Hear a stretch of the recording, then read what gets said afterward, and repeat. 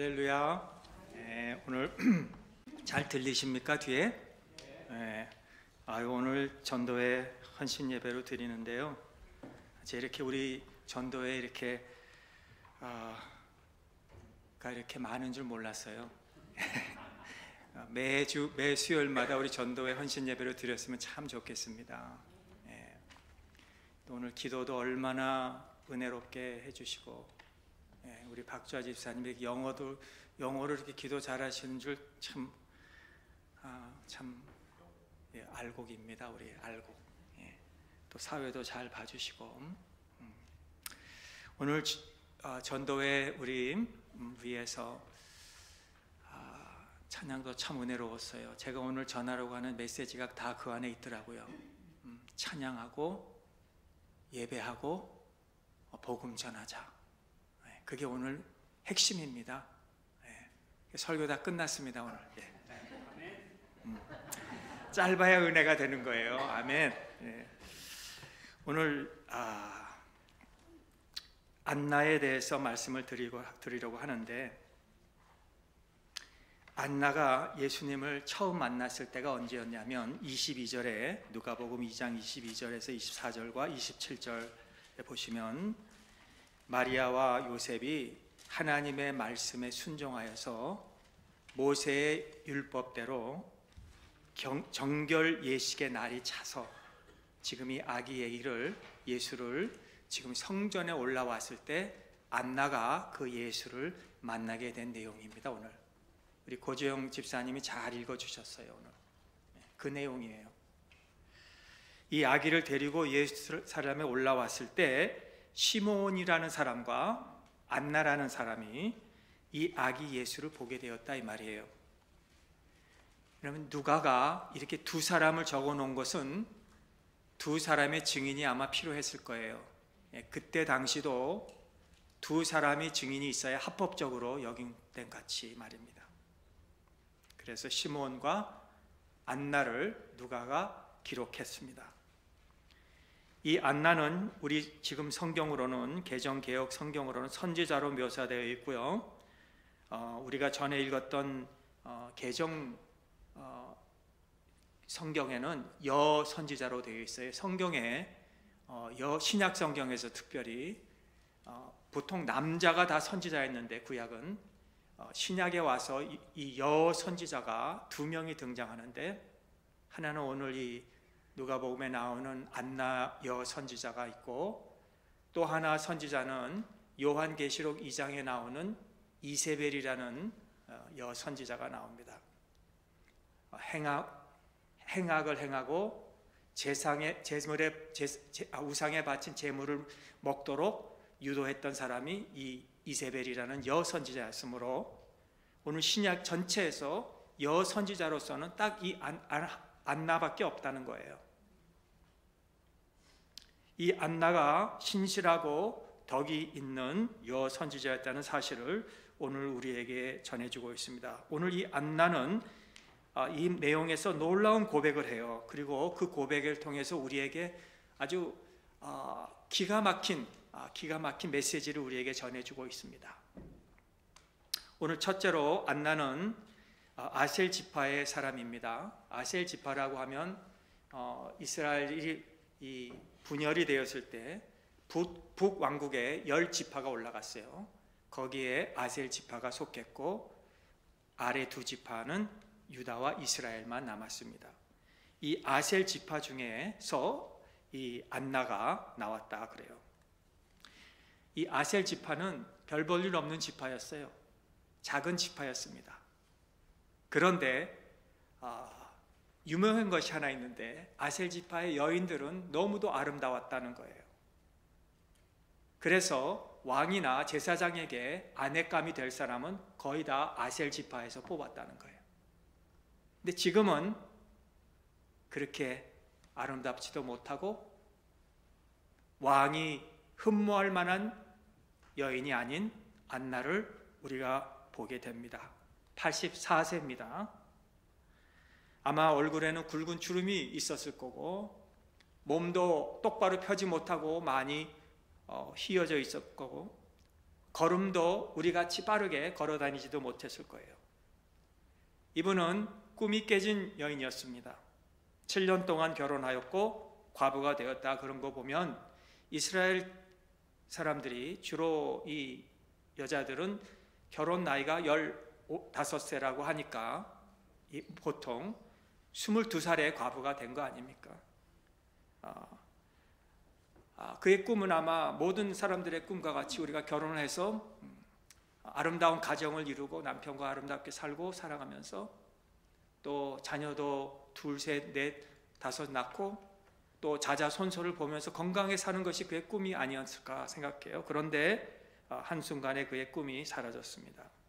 아무도 그를 알아주는 사람도 없고 귀하게 여겨주는 사람도 없고 자녀도 뭐 있어서 그가 이렇게 나이가 들었을 때 위로해 줄 자녀도 없고 뭐 사회에서도 무시하고 사회 보장도 없는 그때에 얼마나 힘들고 어렵게 되었겠습니까?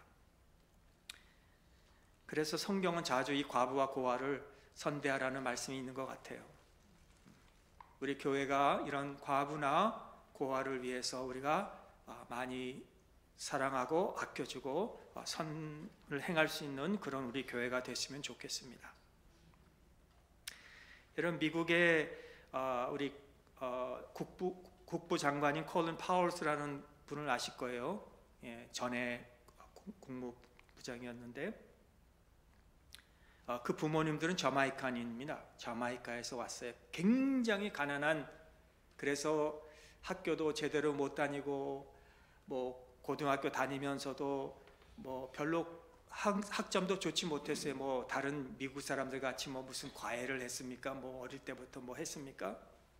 그런데 여름 방학이만 되면 고등학생 때도 인데도 불구하고 코카콜라 회사에 가서 아르바이트하고 그 땅에 떨어진 콜라를 납질하고 한때는 그 50박스의 콜라가 다 터져버려가지고 그걸 다 밤새도록 혼자서 납질을 했다는 이야기도 있는데, 그러다가 결국 어느 날 그는 육군 사관학교에 입학이 되었고 거기에서도 최선을 하고 열심을 하여서 이렇게 놀라운 흑인이지만 미국의 국무부장이 되는, 국무장관이 되는 그런 놀라운 일을 했다는 거죠. 오늘 우리 안나는 가난하고 어렵고 외롭고 약했지만 하나님께 소망을 두어 주야로 항상 하나님께 간구와 기도를 함으로 인해서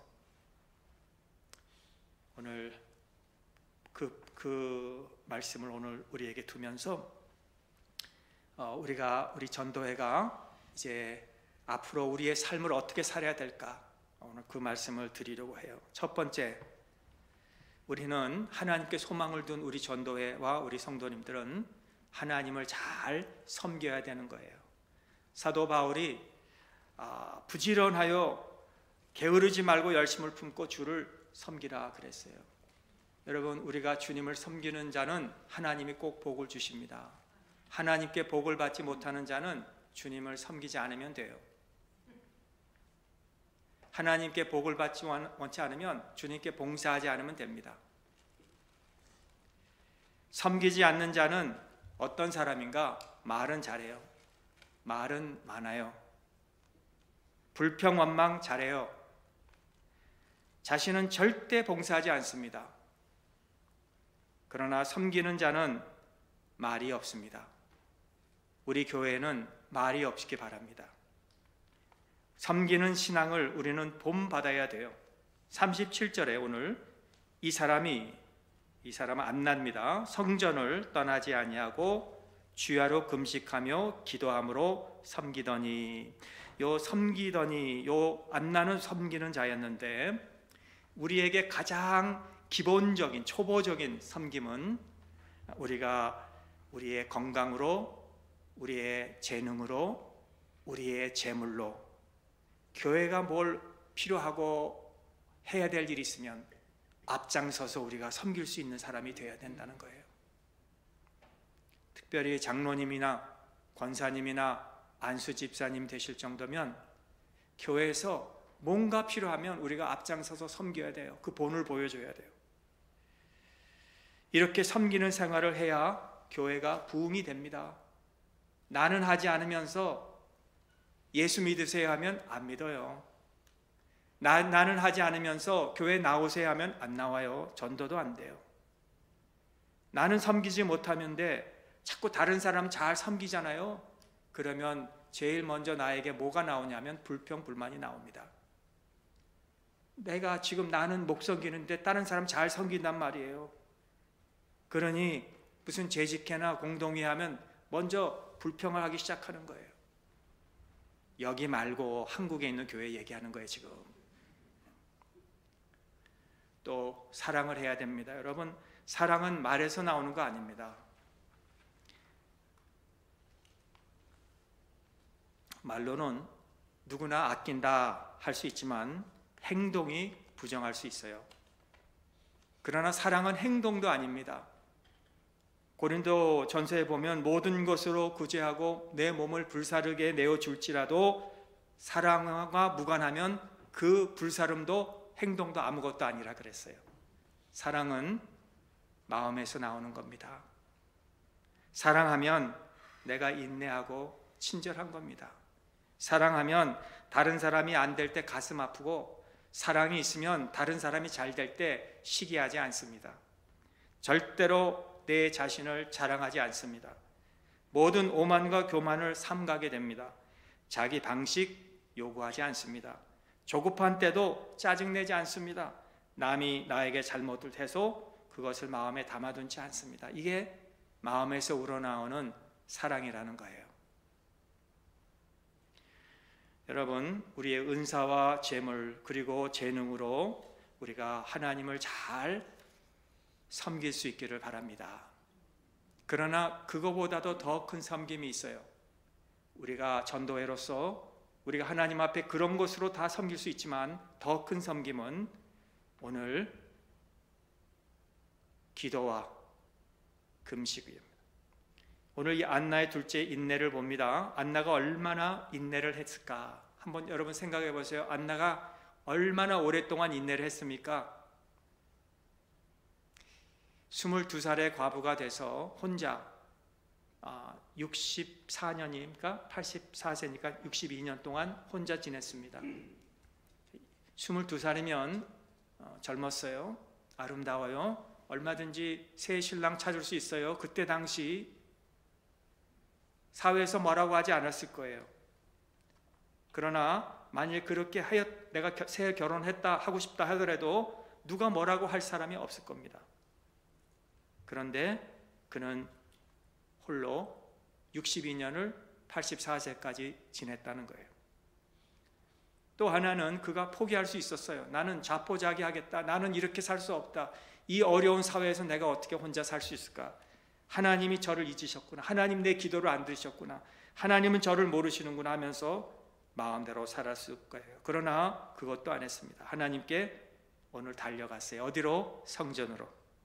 성전을 떠나지 아니하고 주야로 그곳에서 지냈다 그래요.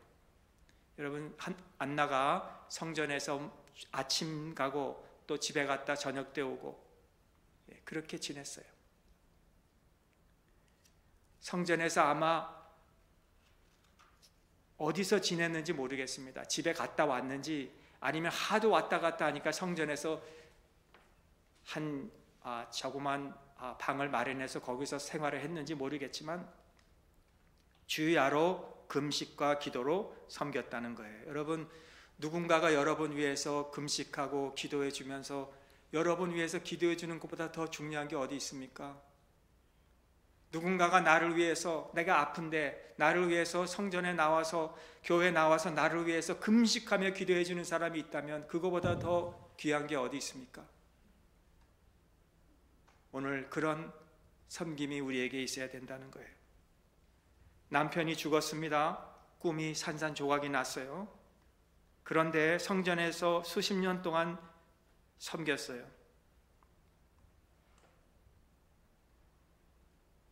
어떤 사람은 아이고 안나는 참 인생을 낭비했구나. 62년 동안 어떻게 인생을 그렇게 허비할 수 있을까? 아까운 젊음을. 그러나 하나님은 허비가 아니고 낭비가 아닙니다. 한심한 인생이 아니라 알곡 중에 알곡 성도였어요. 여러분, 알곡이 무엇입니까?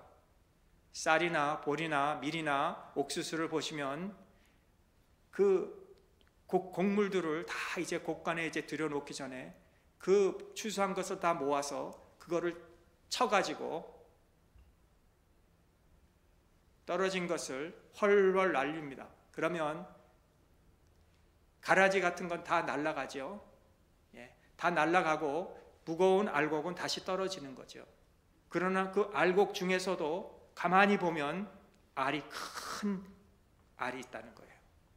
그게 알곡 중에 알곡이에요. 이거는 먹지 않아요. 이거는 따로 모아둬요. 내년 봄을 위해서, 그리고 봄에 심기 위해서. 아무리 지금 먹을 게 없고 배가 고파도 그거는 안 먹어요. 남에게 돈을 꿔서라도 쌀을 사서 먹더라도 그거는 안 먹어요. 이거는 내년을 위한 거예요. 그게 알곡 중에 알곡입니다. 성도 여러분, 여러분은 알곡 중에 알곡 신자가 되기를 우리는 다 원해요. 그렇죠?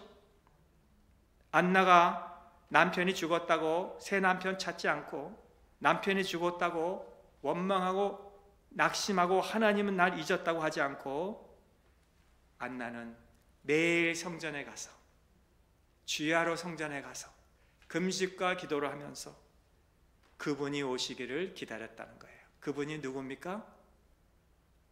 남편 대신 예수님. 여러분, 아무리 세상에 남편도 좋지만은 그는 더 좋은 남편을 기다린 거예요. 더 중요한 사람이 없었어요. 누구보다 귀중하고 누구보다 중요하기 때문에 62년이라는 세월 동안 그는 기다렸습니다. 오늘 여러분은 무엇을 위해서 기다리고 있습니까? 무엇을 위해서 오늘도 일어났습니까? 무엇을 위해서 오늘도 살고 있습니까? 어디를 향하여 오늘도 가고 있습니까? 어디를?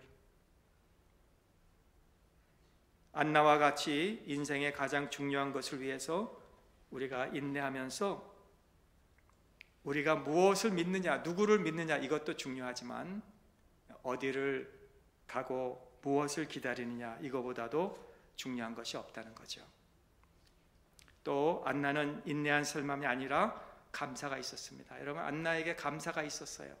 하나님께 감사했다. 언제? 38절에 보니까 마침 이때에 나와서 하나님께 감사하고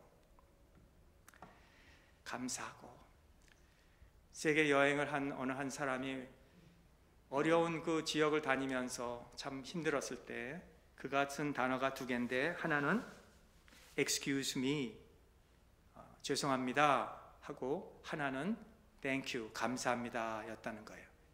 그가 이 두 단어를 때문에 즐거운 여행을 하게 되었다는 거예요. 감사합니다. 이 두 마디가 우리가 잘 활용하면 우리 인생의 즐거움이 될 수가 있어요. 죄송합니다, 감사합니다. 여러분, 이 감사합니다, 부부가 서로 감사합니다 하면 행복한 거예요. 부모와 자녀 간에 감사가 있으면 행복한 거예요. 형제나 이웃 간에 감사가 있으면 거기는 행복한 거예요. 행복할 때 우리 살맛이 있는 거예요. 우리 전도회 여러분들은 하나님께 감사합니다, 감사. 오늘 부른 찬송처럼 모든 게 감사예요. 감사. 모든 게 은혜입니다. 가만히 생각해보면 다 은혜예요.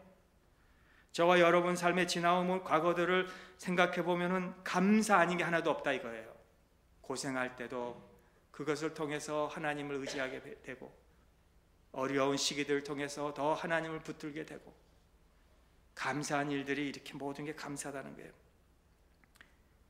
여러분, 우리가 건강한 게 얼마나 감사합니까? 여러분, 건강하시죠? 하루에도 1분에도 우리의 이 심장이 60번 뛰고요. 보통 평균 하루면은 14만 4천이 뛰고 1년이면 5,256만 번 뛰고요. 50년 정도 우리 심장이 26억 정도 넘게 뛴대요. 26억이나 이 심장이 뛰는 거예요. 하루도 쉬지 않고, 한시도 쉬지 않고. 여러분, 건강을 주신 하나님께 얼마나 감사해요. 또 우리에게 구원을 주신 하나님께 얼마나 감사해요. 만일 내가 하나님을 믿지 못하고 예수님을 만나지 못했다면 지금 우리가 오늘 이 시간에 어디서 뭘 하고 있겠습니까? 어디서 우리가 인생의 낙을 누리고 지내겠어요? 우리가 하나님을 모르고 예수님을 모른다면. 그렇지 않습니까? 그러므로 우리에게는 이 크로노스와 카이로스 시간이 있는 거죠. 크로노스 시간은 세상 모든 사람에게 있는 거예요. 지나가는 시간입니다. 달력의 시간이고 우리 하루에 24시간의 시간이에요. 이건 지나가는 시간이고, 또 다른 하나는 우리에게 있는데 카이로스의 시간입니다. 이거는 기억되는 시간이고 남는 시간인 거죠. 그러므로 이 남겨지는 시간, 기억되는 시간을 위해서 우리가 하나님의 대사로서 우리가 하나님을 섬기며 감사하며 살 수 있는 우리 전도회와 우리 성도님 되시기를 주님의 이름으로 축원합니다.